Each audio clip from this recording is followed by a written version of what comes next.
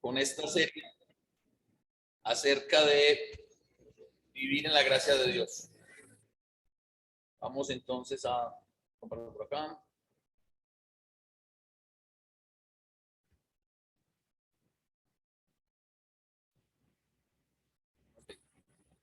¿Dónde nos alcanzó la gracia?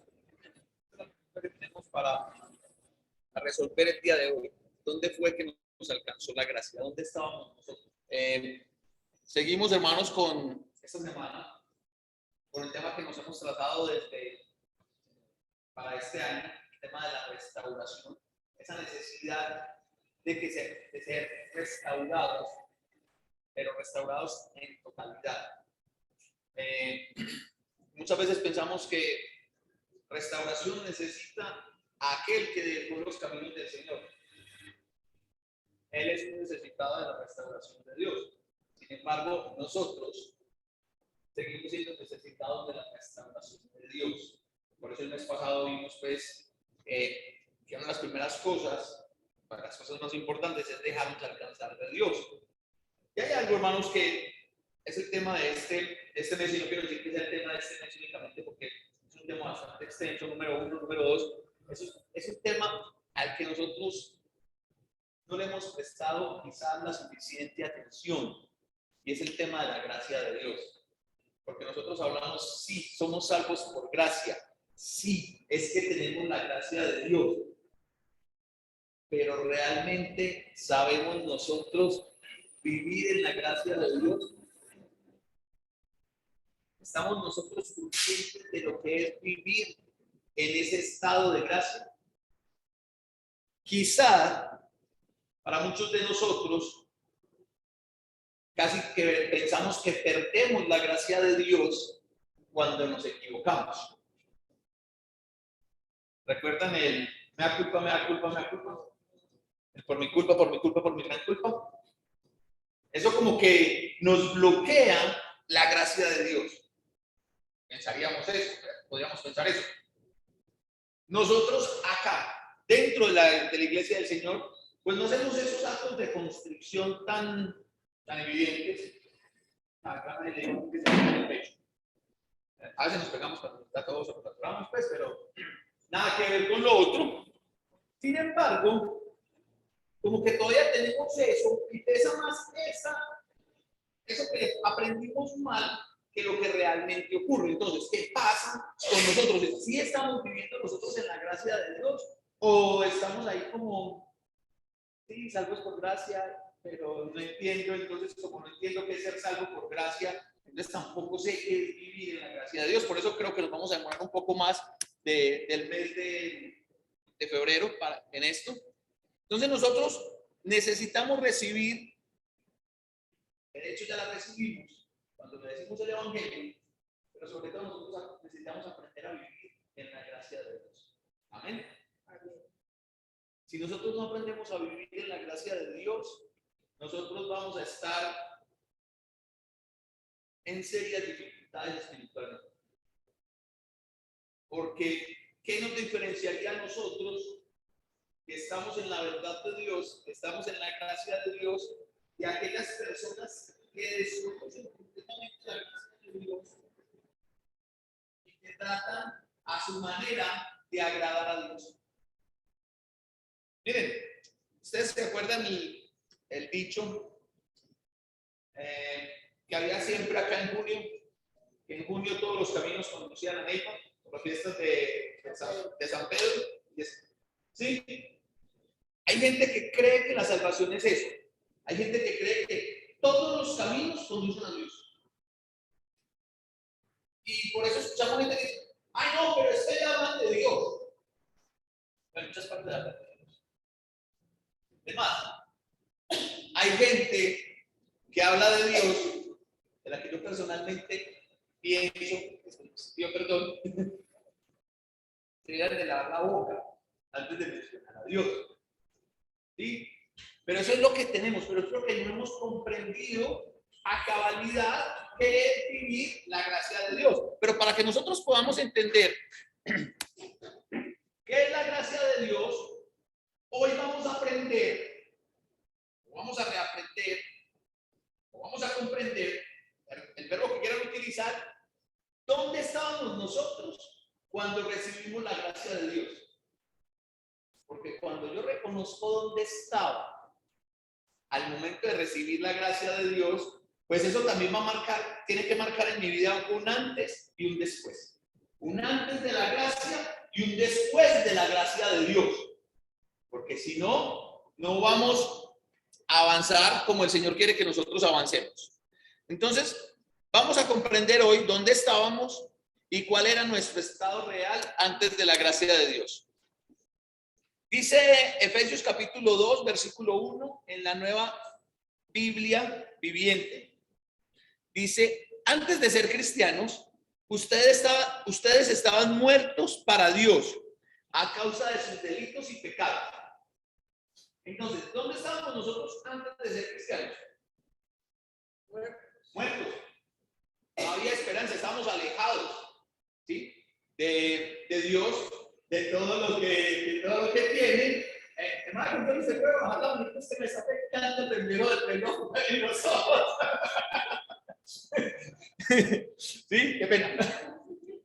Entonces, cuando yo leo este pasaje, mis hermanos, en esta versión, cuando lo leo en la Reina Valera, porque ustedes estaban antes muertos en vuestros delitos y pecados, ¿sí? Eso me lleva a pensar en la profecía del profeta Ezequiel. ¿Se recuerdan de la profecía en Ezequiel capítulo 37? ¿Sí la recuerdan? ¿Quién trajo Biblia para que la abra ahí en Ezequiel capítulo 37? Cualquier formato. En Ezequiel capítulo 37 tenemos la profecía del valle de los huesos secos. Ezequiel capítulo 37. Y allí Dios nos va a mostrar a través de esa historia, hay una enseñanza para nosotros. 37, todo, creo que es como hasta el versículo 12, pero en Ezequiel capítulo 37, versículo 1, dice la Nueva Biblia, traducción viviente, la fuerza del Señor vino sobre mí y fui llevado por el Espíritu del Señor a un valle lleno de huesos viejos y secos que estaban esparcidos por todas partes sobre el suelo. En la Reina Valera dice, el Espíritu del Señor vino sobre mí y me llevó a un valle de huesos secos. Pues esa es la profecía de los huesos secos, del valle de los huesos secos, la que mejor nos ilustra dónde estábamos nosotros antes de la gracia de Dios. ¿Dónde era que realmente estábamos antes de la gracia de Dios? Esta profecía nos ilustra ese estado en el que usted y yo estábamos, que es exactamente el estado en el que se encuentran nuestros familiares, nuestros amigos, nuestros conocidos y población en general que no ha recibido la gracia de Dios. Pero me gusta mucho porque el texto dice que los huesos estaban viejos y secos. O sea, no era en la profecía, en la visión de Ezequiel, no fue simplemente que Dios los llevó a una fosa común, donde había unos cuerpos. No, esos cuerpos ya habían pasado todo el proceso de descomposición. Y ya en esos huesos no había absolutamente nada. Esa característica que dice que eran viejos y secos, solo demuestra una cosa, o solo significa una cosa. Ya no había nada de vida en esa osamento. Cuando la parte ósea pierde toda su vida, es el hueso seco, es el hueso que se separa. ¿Sí?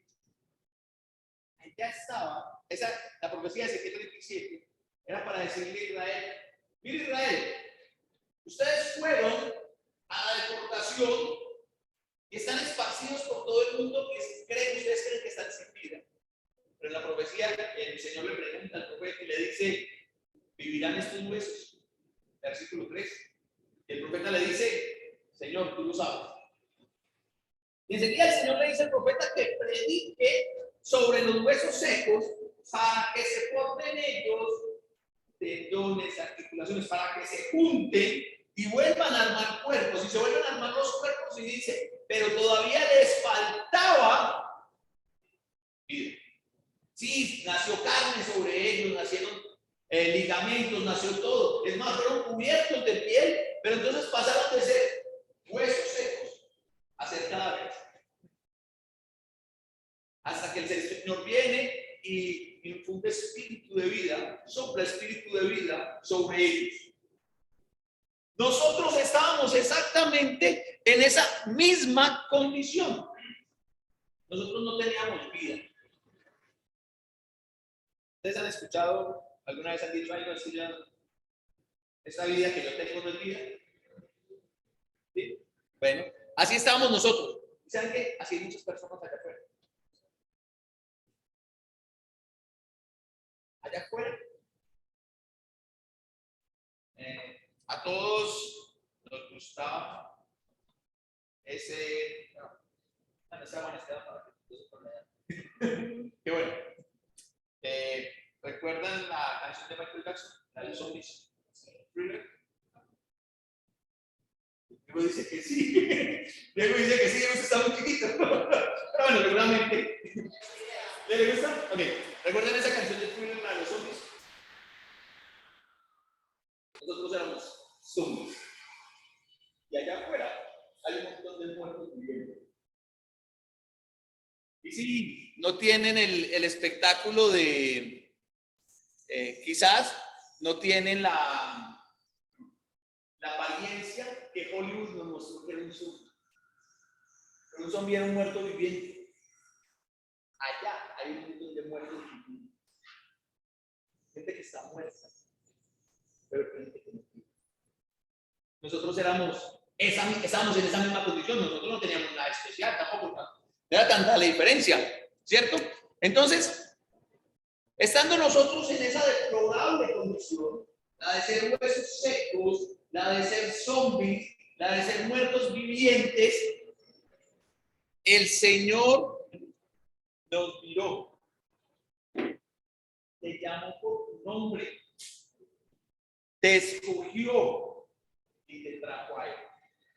Eso fue lo que el Señor hizo.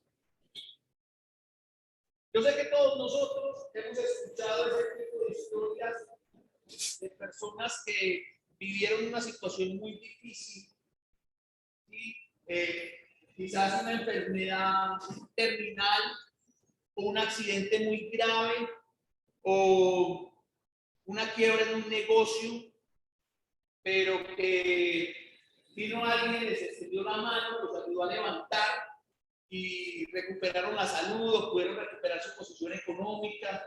Y sabemos también, estamos familiarizados con el fin de la historia, ese sentimiento de gratitud hacia esa persona, hacia ese médico que en su momento les ayudó, ¿cierto? Estamos familiarizados con eso. Y ese sentimiento de gratitud queda allí. Entonces, ¿cuál creen ustedes, mis hermanos, que debería ser el sentimiento de nosotros hacia Dios, entendiendo hoy que nosotros estábamos muertos y que el Señor nos extendió su gracia para que tuviéramos vida? Hoy nosotros vivimos el resultado que tuvieron los huesos secos en la profecía. En la profecía los huesos secos se juntaron, formaron cuerpos. Esos cuerpos fueron cubiertos por músculos, por ligamentos, por tendones, cubiertos de piel y nuevamente tuvieron vida. Esos somos nosotros. Estábamos muertos para Dios por nuestros delitos y pecados, pero ahora tenemos ¿qué? Tenemos vida. Cuando estábamos muertos y Dios nos da una vida nueva. Juan capítulo 10, versículo 10. Lo voy a leer en la nueva versión viviente y eso le va a pedir favor a Chava que lo lea en la Reina Valera. ¿Tú tienes la Reina Valera, cierto, Chava? ¿Alguien tiene la Reina Valera? Juan 10, 10. Ok, dice la versión viviente: Yo he venido para, al finalizar del texto, dicen, yo he venido para que tengan vida y para que la tengan en abundancia. ¿Quién quiere la Reina Valera?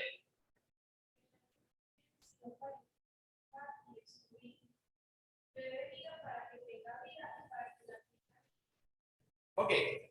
¿A qué vino Jesús? A darnos vida.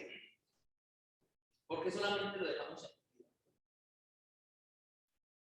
Nosotros siempre que leemos este texto, sí, el Señor Jesucristo vino a darnos vida. No. El texto dice, y por eso quería traerlo en las dos versiones, y lo leemos en la versión que yo hablaba hoy, y lo leemos en la nueva versión internacional. Dice que la vida que Jesús nos trajo es una vida abundante. ¿Y por qué nosotros nos quedamos sin el complemento de la frase? Sí, es que el Señor vino a dar vida.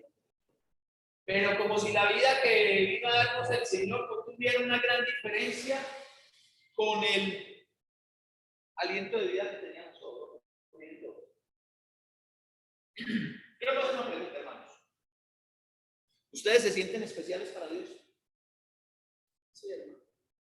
¿De verdad cada uno de ustedes se siente especial para Dios? Sí, claro. ¿De verdad nos estamos sintiendo nosotros que somos el tesoro de Dios, el especial tesoro de Dios, la niña de los ojos de Dios? Sí. Algo dice que no. No, perdón, está duro.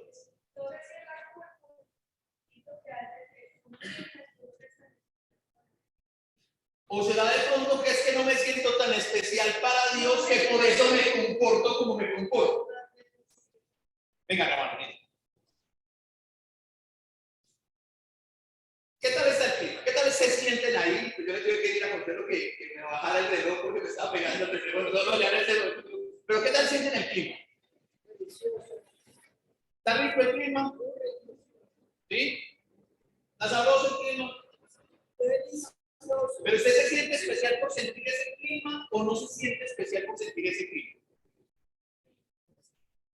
¿Pero qué tan especial se siente? O sea, si yo salgo y le pregunto al Señor, hey, Señor, ¿de la moto venga? Sí, usted, que bueno, la bicicleta pues está más esta.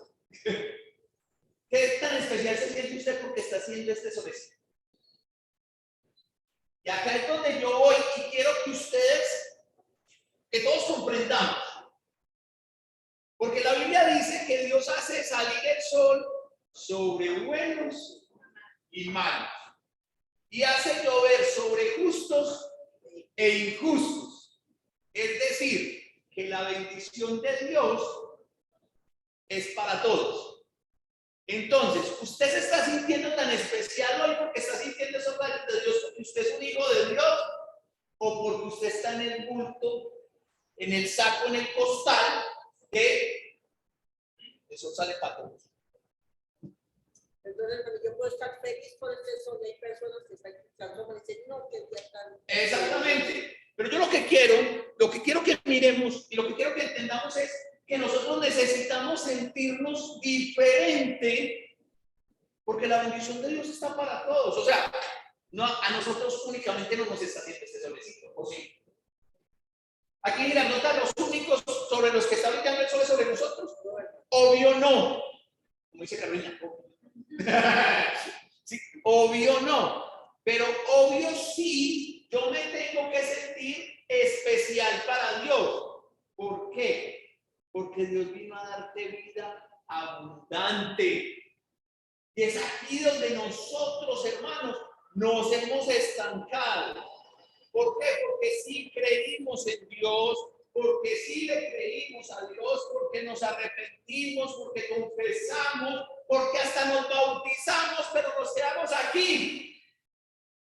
Ya, nací para una vida nueva, pero como dijo Carolina ahora, de nueva la vida como que es como tan, que uno diga, uy, comería el chavo, este cuate, ¿cómo ha cambiado? No. ¿Pero saben por qué? Porque nosotros no nos estamos sintiendo especiales, porque nosotros nos estamos metiendo en el mismo saco, en el mismo bulto, con lo que Dios hace de salir el sol sobre buenos y malos. Entonces ya no sabe uno si está ¿Entre los buenos o entre los malos?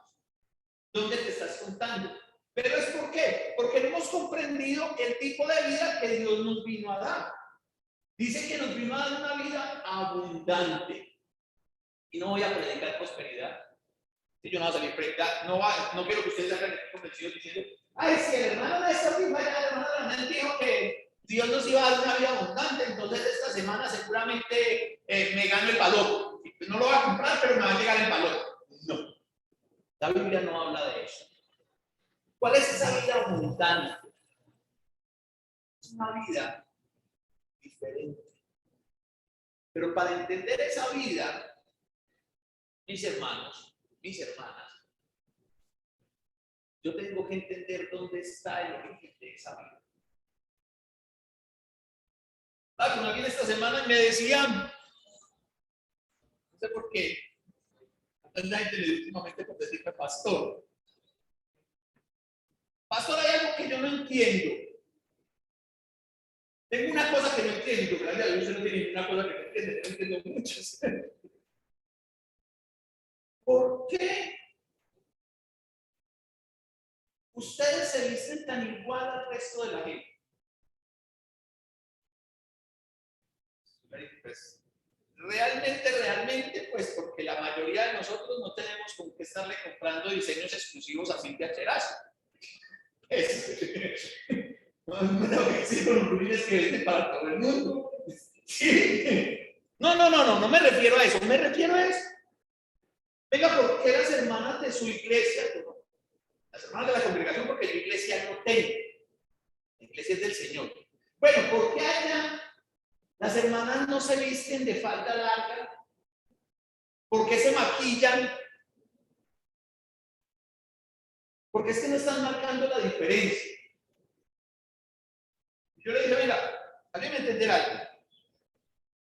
¿Realmente usted cree que la diferencia la marca un vestido? También me dijo, venga, es que yo he visto que usted enseña, porque se ha conectado varias veces, no los domingos, pero sí en semana, pero usted nunca está de corbata.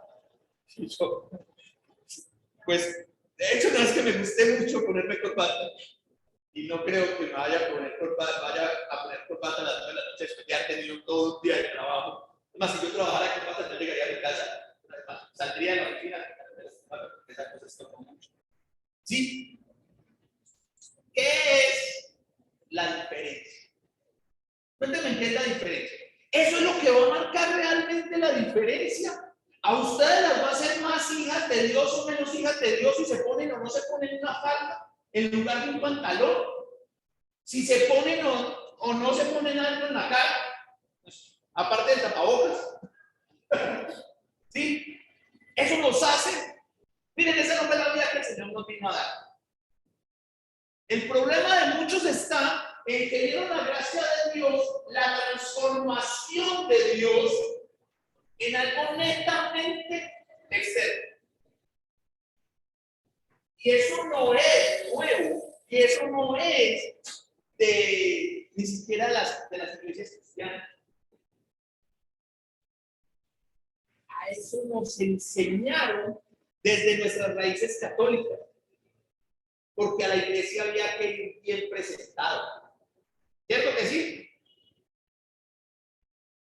Pero ¿es esa realmente la vida que nos vino a dar Dios? ¿Ustedes creen, hermanos, que para el Señor es muy importante si yo me pongo o no me pongo corbata? Si ustedes vienen o no vienen de falda. ¿O será que lo que realmente le importa a Dios y lo que quiere Dios en darnos esta vida abundante es volvernos, restaurarnos a la condición original, espiritualmente hablando? Cuando teníamos una comunión pseudo perfecta con Dios. Y digo pseudo porque mientras estemos nosotros los seres humanos ahí metidos, la perfección no va a existir, pero que luchábamos por esa perfección. El apóstol Pablo hablaba de esa vida abundante. pero una vida abundante donde hubo dificultades. ¿Y quién más que Pablo para hablarnos de las dificultades de ser cristiano, o no? ¿Quién más que Pablo? Estuvo preso. Las cosas que pasó el apóstol Pablo por el ministerio, creo que todos nosotros estamos muy lejos de que tenga pasado. Que no solamente fueron los azotes, las tentativas de homicidio, aguantó hambre. Literalmente Pablo aguantó hambre porque estuviese ayunando.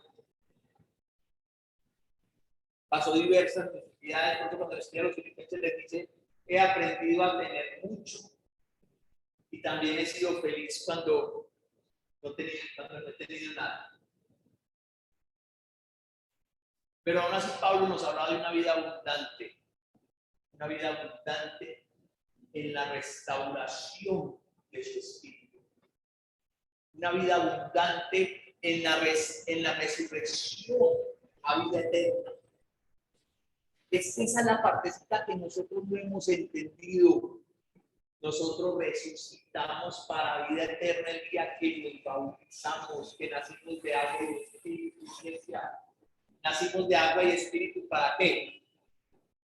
Para poder estar en este estado de gracia. Pero no es solamente, sí, es que no me bauticé y bueno, el Señor me perdonó por gracia. Y como lo que nada nos cuesta, hablamos la fiesta, pues. No, cuando yo realmente entiendo qué es lo que la gracia de Dios hace en mi vida, o más bien, ¿de dónde me sacó la gracia de Dios? ¿Cuál debería ser mi actitud hacia Dios?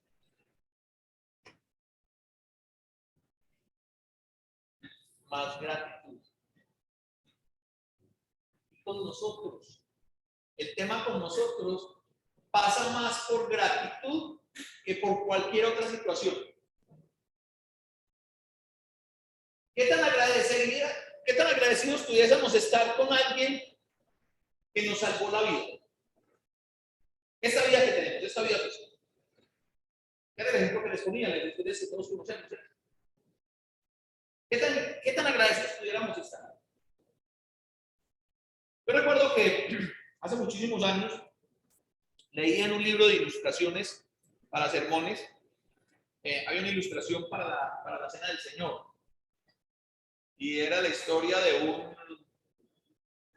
un campo de guerra. Y que cuando están en la trinchera, lanzan una granada, cae ahí, y que uno de los soldados que estaba ahí que se arrojó sobre la granada. Y la granada explota, no puede ir para recoger. Entonces le preguntaban a los otros, ¿ustedes qué sintieron? ¿Ustedes qué pensaron? Y uno decía, pues, ¿qué íbamos a pensar? Iba a pensar si literalmente estaba bañado en su sangre. ¿Qué vamos a pensar nosotros?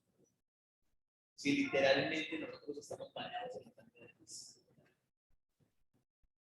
Jesús se montó en esa cruz para que ustedes y yo tuviéramos una vida abundante.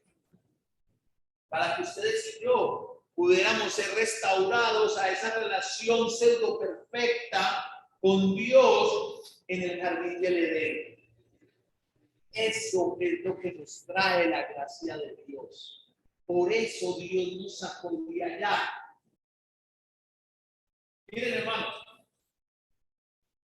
si hay un texto en la Biblia que yo pienso, lo repienso, me hago la imagen en la cabeza, es Jesús orando en Getsemaní. Porque cuando Jesús está orando en Getsemaní, me muestra toda la naturaleza humana de Jesús.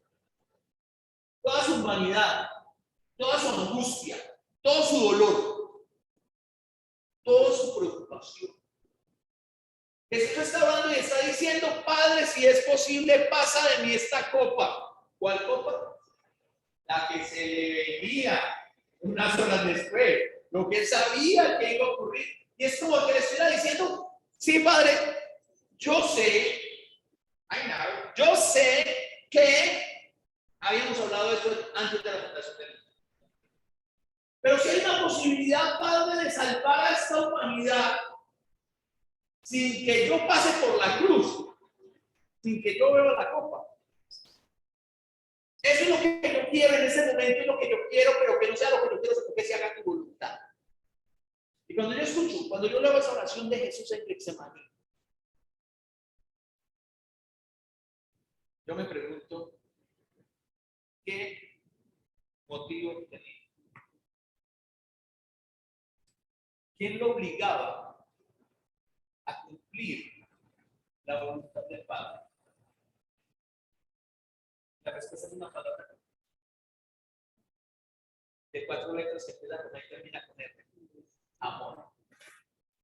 Jesús vivió eso por amor a usted, por amor a mí.